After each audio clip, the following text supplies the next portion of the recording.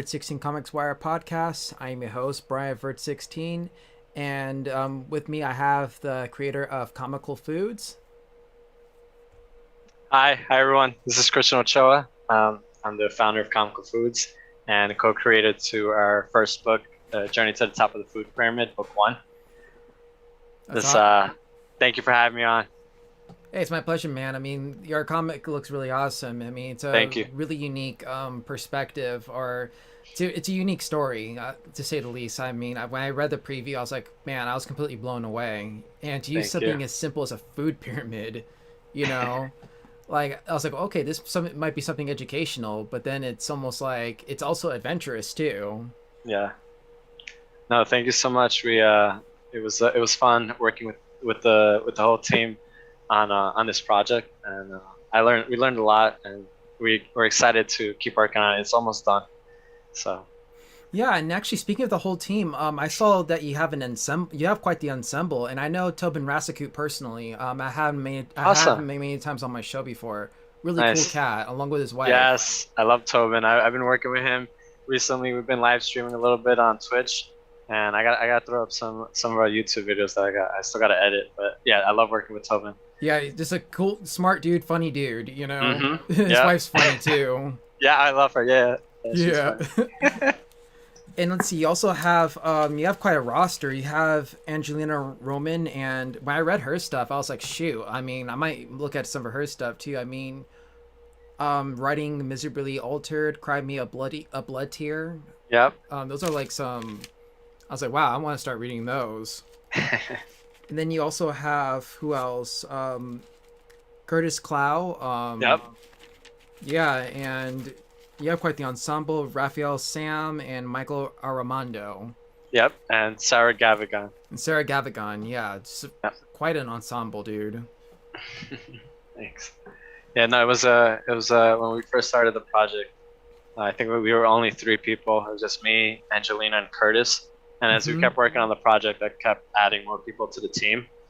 We focused on concept art first, and then once we finished that, I started looking at the comic book art team, and that's why it's a little bit. That's why we have a lot of people on the team. But with the help of them all, I think we're creating something really unique and special. Yeah, absolutely. And this is like, this is a pretty unique story. And speaking of the story, can you tell me more about A Journey to the Food Pyramid? Yeah, so it's a fantasy adventure story about two siblings, older sister and her little brother, who get trapped into this food coma world, and it's full of these sugar fairies, food animals, Mm-hmm. and they're trying to find a way out. And it focuses on the relationship of the older sister as she has to take care of her little brother as they work their way up the pyramid. And yeah, it's that's pretty much it. Yeah, I read the preview, and I just, when I read the part where they said that it was going to be some kind of like, it's kind of, if it's like I read the part in the Kickstarter where if you like Studio Ghibli, you'll definitely love the story, or if Oh, you yeah, like Spirited Away. yes, I'm a Actually, big fan of yeah, that. I never seen the movie before too until recently this year actually, Yeah, and it I was freaking unique. I it mean, was beautiful. Yes, I love that movie. and it's so funny because I was talking to my sister one time, I think a day or two ago, like about how I felt like our society is kind of like, it kind of reminds me of Spirited Away in a sense where we're just like in this, unique world, and we're away from our everyday reality, and we find that we're just like in a whole different, odd but yet familiar universe. And Yeah. like it's how people like especially with consumption too, I feel Yes. like it kind of reminded me of a part where, remember the part where her parents, spoiler alert for those who haven't seen it though, but there's this part where the main character's parents turn into pigs Yep. when they're eating all this food. And that's what it kind of reminds me of, like consumption of like just like, not just like, materialism though, but like consumption of like, the negative news and all that, and like this how it changes people, that's what it kind of reminded me of. And I was just like, wow, dude. Yeah. No, I love the topic. I think it was the subject of overconsumption. And that's Yeah. definitely a topic we're gonna hit as we continue the story. I think we're focusing mostly on the food part though. But I think I don't want to spoil too much, but definitely we're gonna be talking about environmental stuff because I like tying some of the topics that they find in the story back to the real world stuff. So like Oh yeah. there's definitely going to be some environmental stuff going on in later issues, but yeah, very big on the symbolism of overconsumption and balance, the importance of eating healthy and what happens when we eat too much of certain food. Yeah, I mean that's really awesome. I mean, like I totally agree with that. And um so what was like, speaking of the story, what was like the main inspiration behind, or one of the inspirations I should say, behind this graphic novel? Um, so it's a comic book, but I mean, Comic once it's book. a 32-page comic books, but I mean, we would love to continue the series and hopefully, put together a graphic novel. But right now, it's a comic book, 32-page comic book. But the main inspiration, I think, there was a lot. But definitely, like I said, Spirited Away. The I think the biggest one was when I started working on this project. I was coming up with different ideas for the setting. In the very beginning, I was just trying to figure out a setting that was small because I was coming off a bigger project, this where I got stuck in world building too much. So I decided to hop to a new project, a smaller project, and I set parameters for myself. And I said I was going to work in a small setting, Mm-hmm. and it was going to be food related. So I was trying to come up with ideas, um, and I'm an architectural drafter, so I was playing with shapes, and the pyramid popped into my head, and then the next thing I thought of was the food pyramid, and I started like Yeah. designing levels and like sections, and then from then on, the setting became the main the main thing that propelled the story, propelled the idea of the characters. It became the main thing I used to help us come up with the rest of the story. But yeah, that's how the idea came up. Like just playing with shapes in the beginning of the setting. So I started with setting for this project, and then Curtis helped out a lot with the outline. Me and him worked together through video meetings. So we have like almost like a writer's room, and we just spit ideas back and forth of how we would write the story for how the kids would go up this pyramid.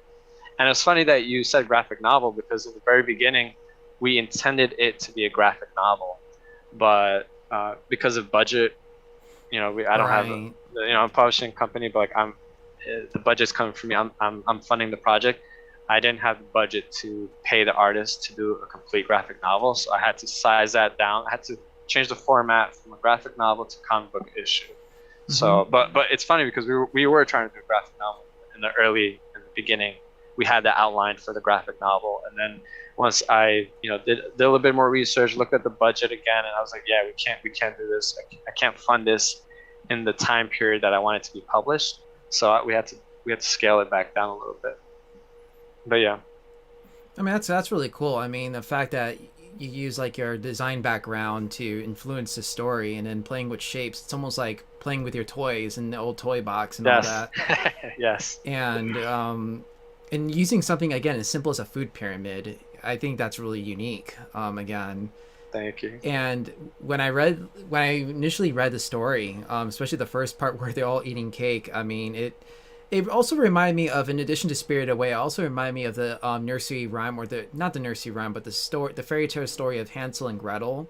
Oh yes, yes, yes. Yeah, that's what I kind of got out of it. And also there was Hansel and Gretel, and there was also we mentioned Spirited Away, and let's see, because I was taking some notes as I was like reading along it. I mean, I just like to do that.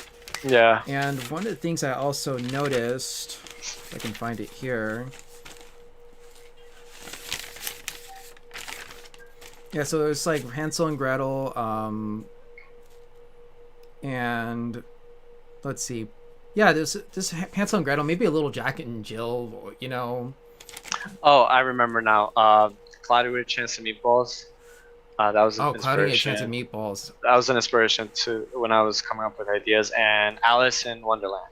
That was another one I was thinking of. Another one I was gonna mention too was just that also kind of reminded me of the cartoon Chowder. Oh, I don't think I saw that one. No. Yeah, it was like on Cartoon Network, and it's about like this kid who's like a cat bear bunny hybrid, I think, and he just loves food, and he always Uh, uh, gets into stuff, and Got it. No, I haven't seen that. I haven't seen that one. I'm not familiar with that one. Yeah. I gotta And check it out. yeah, absolutely. And the characters of Basil and Anise, that are named after herbs, kind of like how Chowder's named after like a chunky soup. Oh, yes, yes, yes. Yeah, that's what I kind of got of it. And can you tell me more about Basil and Anise? Yeah, so Anise is I guess the older sister. She's a picky. They're both spoiled. She's a picky eater, but being the older sister, she has to be responsible for her little brother. And I took the inspiration from my own life. I'm the older brother of three, so I grew up with my two little brothers, and there are always these struggles of being the oldest, and providing being a good example to them and helping them out. And you always had your struggles, your fights, and I wanted to tell like a sibling story. And Yeah. Anise was the I think is the one of the main characters in this story. She's the older sister, and she has to take care of her little brother. And the little brother Basil is annoying. As I remember my brother when he was little, he was really annoying.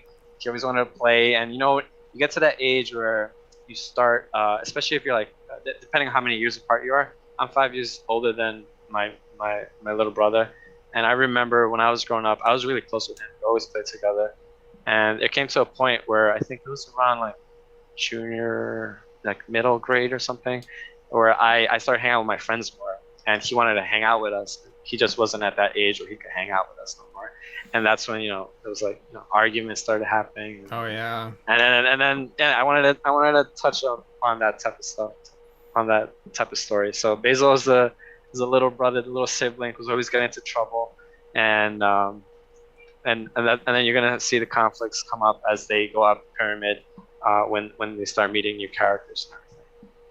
That's really awesome. And like, how you use your experience too, like being the oldest and all that as an influence.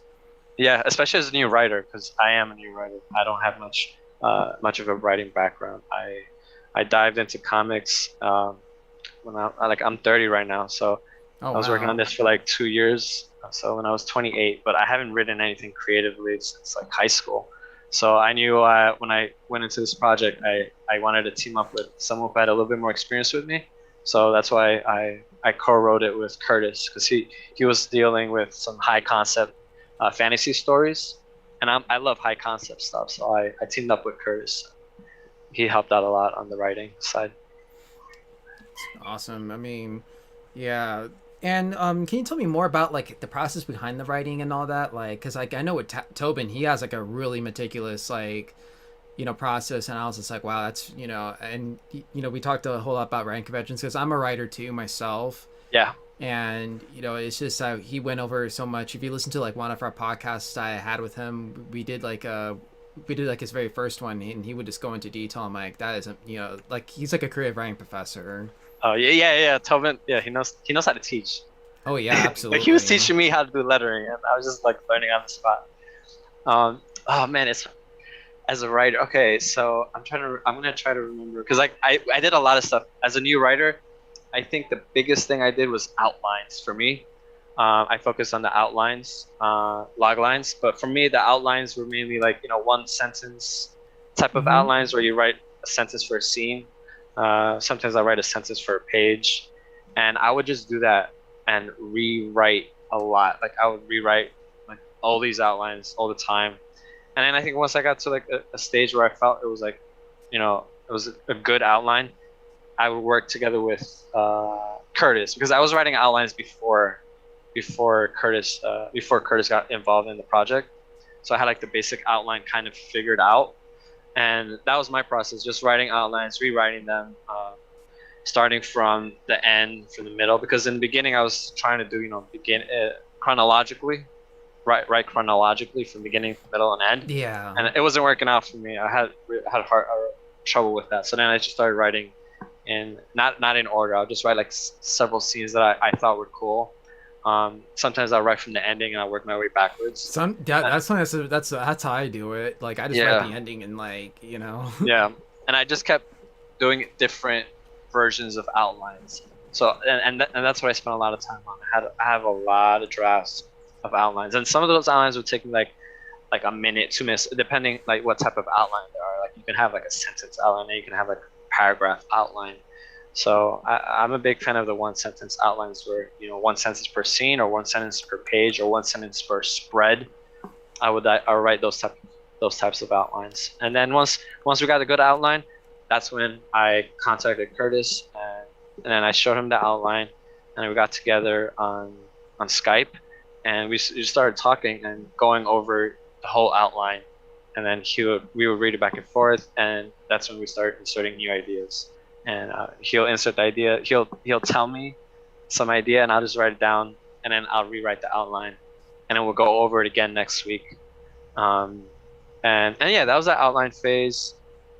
And then script, I hate writing scripts. I tried writing scripts. I did not like the format. So I told Curtis if he can tackle the script, and then I would edit it after he finished. So he would finish the script, he'll send it to me, and then we'll get another call, a video meeting, and we'll go over the script, over like points that I thought we could improve on. And then I'll just edit it a little bit and then send it back to him. And it's just back and forth process. And that's how we tackle the writing for Journey to the Top of the Food Pyramid. Well, I mean, especially with the meetings and all that, that's quite the process, and it's almost like a writer's workshop too. Yeah, it was nice to be able to like share ideas And to get with ideas to someone. bounce off of too. Yes, exactly. Because sometimes I'll be stuck in like one thing, and Curtis would just be like, "Oh yeah, you can do this or you can do that," and sometimes he'll be stuck in something, and I'll come up with a different idea off his other idea that he came up with. So it was nice the feedback you'll get from a video meeting. Yeah, totally. And let's see here. So, who would you say is your favorite character in the comic?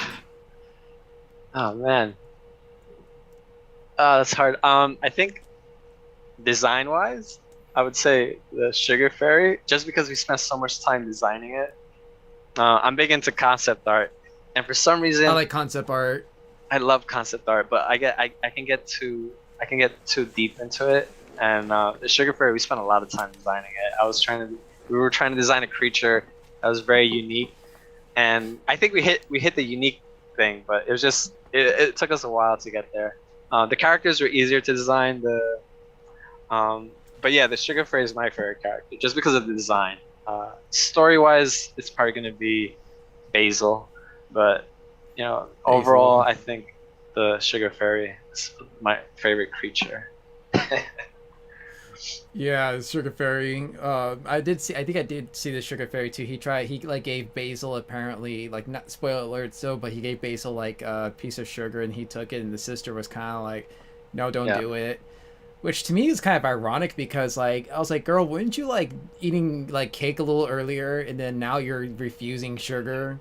Yeah, yeah. Like, I don't know. Yeah, I think I wanted to show that she's because the cake is coming from her mom. So, when it comes from like a stranger, her being a little bit older, she's a little bit more wary of that. Yeah. And like yeah, and you can definitely see like the sibling rivalry going on and all that. Yeah. Because like when mom's not around, that's when she acts the oldest and all that. Yes. So let's see here. I was gonna we were talking about the whole concept and everything like that. I was going to ask to like well, actually, one of the things I do like about the comic is just that how half of the story is the comic book, and then the other half is like shows like all the concept art and the process behind creating the comic, Oh yeah. like the recipe, I think it's called. Yes. We're calling it the recipe. So the comic book recipe.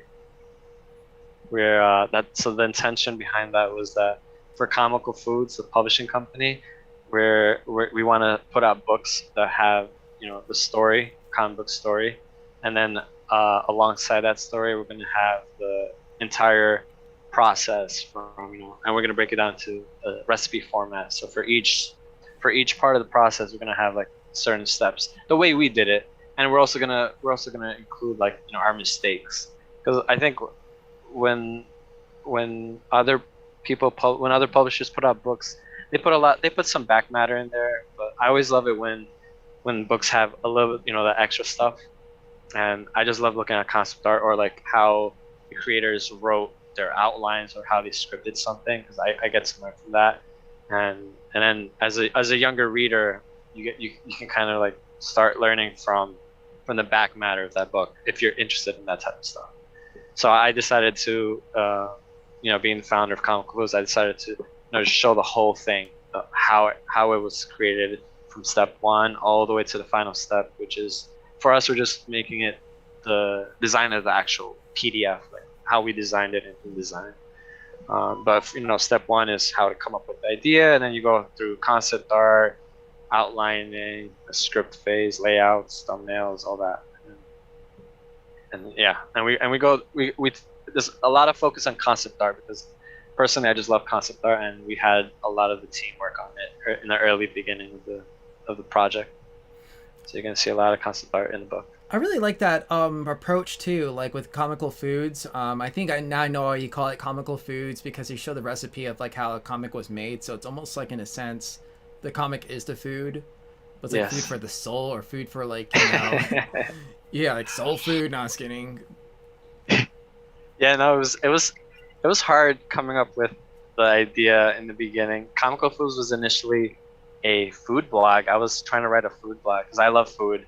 Oh God, yes, I love food. It just wasn't working for me, the food blog. And then I tried doing illustration. I wasn't that good at it. And then comics, somehow, I forgot how it came to me, but like I started working on a comic, and then just things started to roll from there. And now it's a comic book publisher. But it first started out as a food blog. Man, food. I mean, let me tell you, nothing. There's nothing on this planet that brings people together more than food. Yeah, I know. I love cooking, and I love eating. And comics, of course. I mean, yes. Especially after watching the Avengers, like, dude, like I, saw the shawarma scene, and I was like, yep, I'm gonna go get a shawarma, and I started eating those like almost every week. Yes. Oh, shawarmas are delicious. They are. I mean, you can, best street food ever. You can have shredded beef. You can have chicken. I mean, hell, you can probably have a vegan shawarma. For all you vegans out there. Yeah.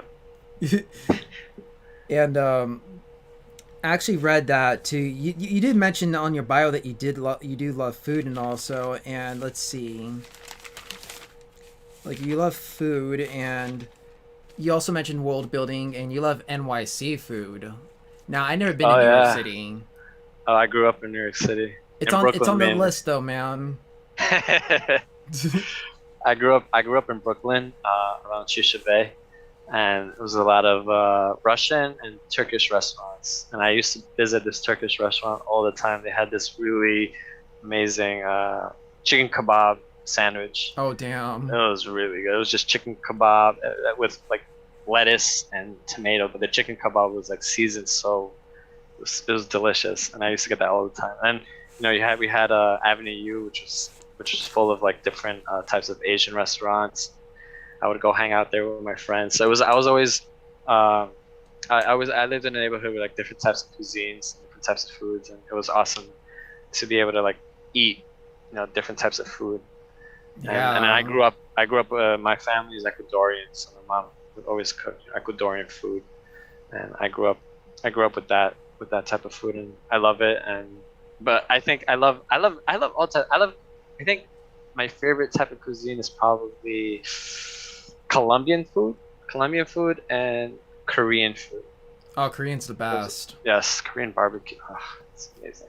And funny enough, like, even though I grew up in California, I spent times between LA and San Diego and Riverside. Like, I never really had like, totally ethnic food until I went to college. Like, that's when I was introduced to curry. I was introduced to pho, Korean barbecue, like you mentioned.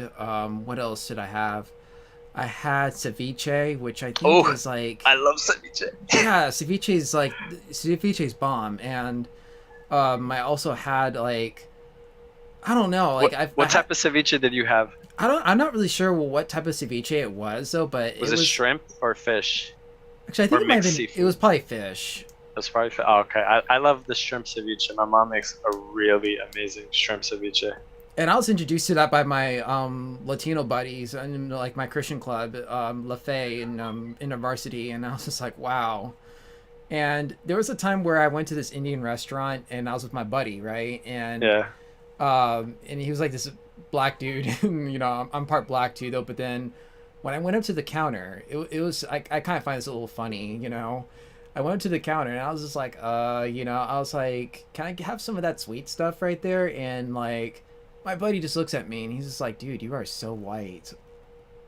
And I'm like, because you know, it's just like not to be like obviously, you know, but the thing was is like that's how like out of touch I was with food, you know, because like I never really tried ethnic food until I went to college, and Yes, sir. that's when I was actually introduced to it. I'm like, oh, there's actually this stuff. I mean, I've had like other food, like I've had a little bit of Nigerian because I'm part Nigerian. I had Filipino. I've had you know I've had like corned beef, which is an Irish dish because I'm part Irish on my mom's side. My dad's Yeah. Nigerian. But that's pretty much about it though. Like other than that, like I haven't had anything else. You know, but until I went to college, and I was just like, oh, this is actually pretty good, and I really love curry. Oh, you love curry? I don't like curry that much. Really? It depends on what type of curry. But like most of the curries, I don't like. I don't really like. I'm not into curry. I love more of the kebab types of meats, but curry. I don't know. The flavors are sometimes too strong for me. It depends though. It depends on the how Probably you the season it. spice, yeah. Depends on the spice. I'm not really big into spicy foods, but yeah, curry was one thing I really didn't. I'm not a fan of. Depending on the type of curry though, there's like different types of curries out there. So some I like, some most of them I don't. Though. Yeah. And yeah, so I did also mention that you know I had Filipino food because you know I grew up in a also grew up in a Filipino neighborhood in San Diego and like my dad's wife is also you know she's part Filipino and you know so like that's kind of like was my introduction to food until college. It was just like you know you know Do you cook your food? I mean, do you like to cook? I like to cook though, but I'm not the best cook in the world. I mean, it's kind of like, you know, I mean, I'm not the greatest cook. I mean, I try. I see. I see. No, I think I just started cooking one day because I wanted to try a different food than what my mom was making. She would always like make her food was good, but just I got tired of the being the same type of flavor over time, and I was like I'm just gonna start making some different meals for myself, and I was really big into Food Network, so I would see them cooking, and I'm like oh, I want to eat Yeah. that, and then I was like I'll try to mimic it, but it will always come out bad. But then once you start like getting the hang of like seasoning, like how much seasoning you put in the dish or how you season the meats, it started tasting good. And I'm a big fan of lemon, so I put lemon on everything. Like Oh, before you lemon's good. I yeah love before you season citrus. it. Yes, I love citrus too. And actually, you kind of remind me of a time I spent at the hospital. I had like a surgery for like my pancreas. You Oh know, no. yeah, I know. And thankfully, it was benign though. But then what happened was just that this was years ago. And Yeah. what happened was just that my sister, my older sister, brought along some hotcakes for me, like these cupcakes, and it was like from a place called Hotcakes in Los Angeles. Yeah. And they were so good though, but you know the nurse told me I couldn't have them because I was still recovering from the surgery. I was like, oh shoot, you know. So I tried, you know, I was looking at them and I wanted to eat them until I was allowed to eat, and then finally when I was allowed to eat, I was just like eating them by like you know like I was really wolfing them down, even though they were stale. I didn't, even though they were stale, I didn't care. I was like, these are good, you know. No. Yeah. No. When you're hungry, you're gonna eat as much as you can. Yeah, and like I was even watching the Food Network, and I was also watching The Chew, which was a show that would go on ABC until I think it was canceled because that one guy did something kind of you know odd.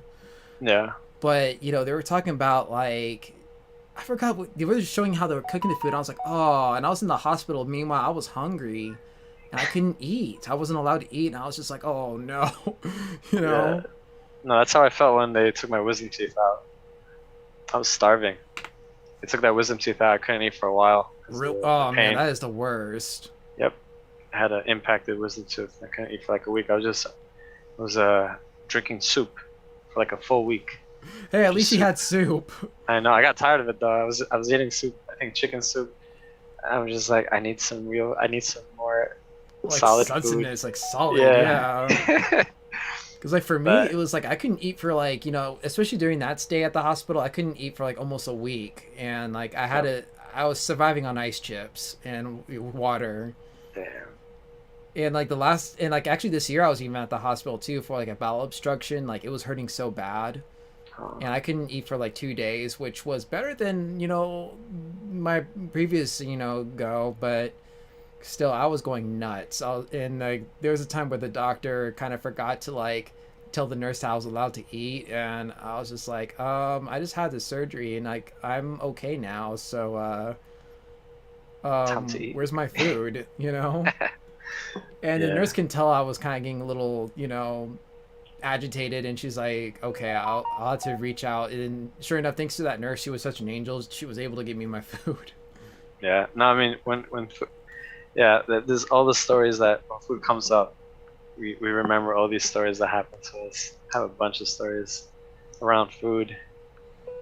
I mean, food is a pretty good storyteller. Yeah, I mean back in the day we used to eat around the fire, right?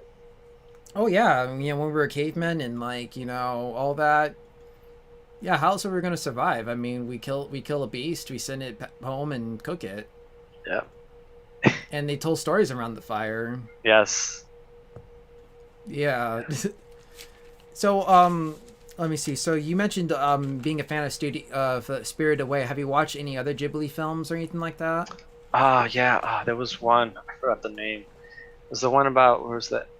Poisonous bugs or machines. That's the only one I saw. I only saw two of them. So Spirit. Oh no. House Castle. I Moving seen Castle. that one, House Castle. That's one, and there was another one. Something about poison bugs.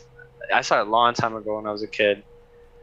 I forgot what the name was, but I saw three of them. But I forgot that one. Howl's Moving Castle and Spirited Away. Third one. That's the only ones I saw from Miyazaki.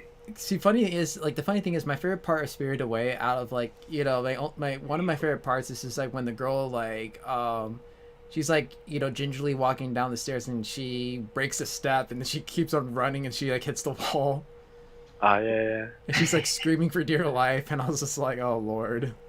No, my favorite part was No Face. No Face, yeah. When he starts like eating everyone, or like no, not when he starts. When he like, in fact, there was a scene where like he starts getting angry and he gets bigger and he starts. Yeah, I think it was the scene where he starts eating everyone. That spooked me when I saw it.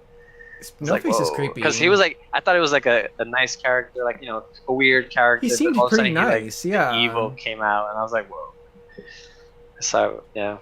And the baby too and all that. That was another part where the baby kept on like kind of like going on her and she's like, get off. Yep. Yeah. Yeah, I mean, the creature designs, character designs were really unique for Spirited Away. They're very cool. yeah, and it's a really cool movie. So and also too, like I read I looked at your Kickstarter and you guys did really phenomenal. Like you met your goal like in less than, I think it was like in 9 days, I want to say, was it, if I'm correct me if I'm wrong. No, actually, we actually made our goal like close to the end, but once we reached it, a lot of people started backing. At the last few days, they started backing a lot. So I was a little bit scared in the beginning because I'm a new creator, Mm-hmm. so it was hard to get I don't really have an audience, so I'm building my audience as I'm going. But I was lucky to have family and friends and family of friends of the creator team also helped out.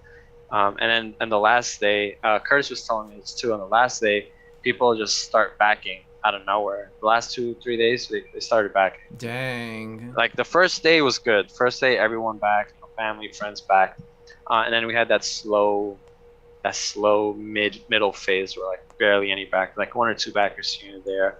And at the very end, everyone just started backing, and then we funded, and then people kept backing the project after it funded.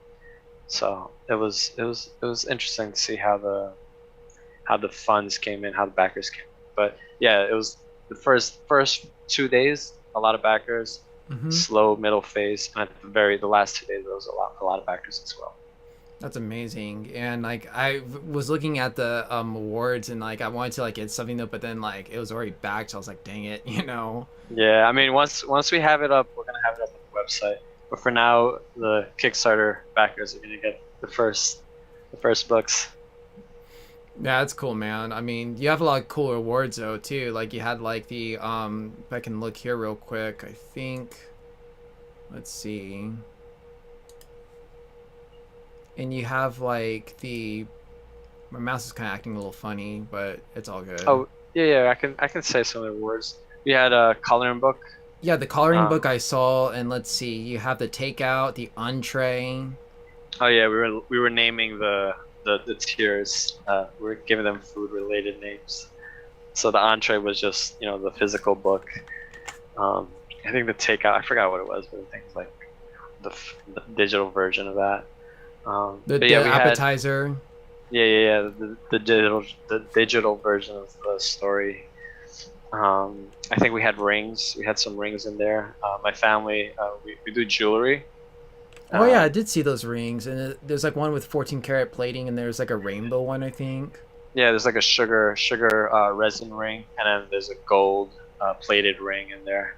My family they do jewelry repairs, so I know a little bit about jewelry, and also Angelina, she does some jewelry resin designs. So we That's put in really some rings in cool. there.